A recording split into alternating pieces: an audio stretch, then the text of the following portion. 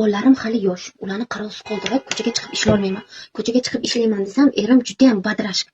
Bilmayman qanaqa qilib men o'zimga pul ishlasam bo'ladi, qayerdan pul topsam bo'ladi. Xarajatlarim bor, ayol kishini juda ham mayda xarajatlari ko'p. degan ayollar diqqatiga, opa-singillarim, sizni ham eringiz juda ham badrash bo'lsa va hali bolajonlaringiz yosh bo'lsa, bog'chaga chiqarmagan bo'lsangiz, bemalol uyda o'tirib ishlasangiz bo'ladi. Uyda o'tirib.